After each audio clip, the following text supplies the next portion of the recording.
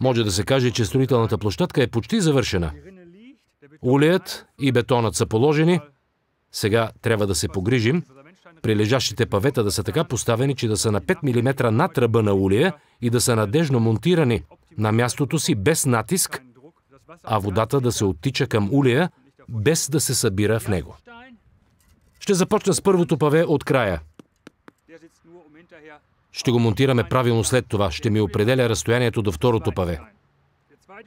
Второто паве се поставя тук и веднага може да се нивелира с помощта на гумен чук.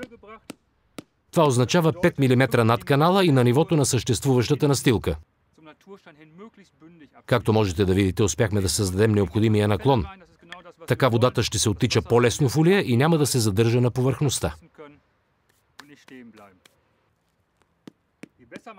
Колкото е по-добра подготовката, толкова е по-лесен монтажът.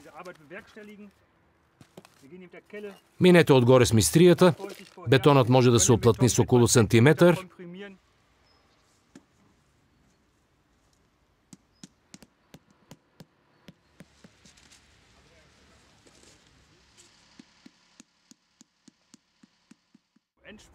Последни усилия и готово. Вчера монтирахме улеите и паветата.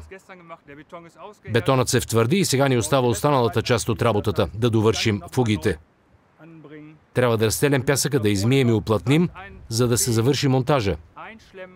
Готови сме по график и приключихме на време. Разстилането и измиването са важни.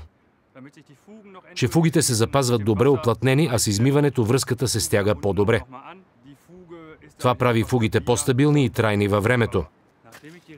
След като съм монтирал улей Recifix Pro няколко пъти, знам, че мога да използвам трамбовка в непосредствена близост до него. Материалът, от който е направен улей, е изключително гъвкав и не може да се счупи или спука.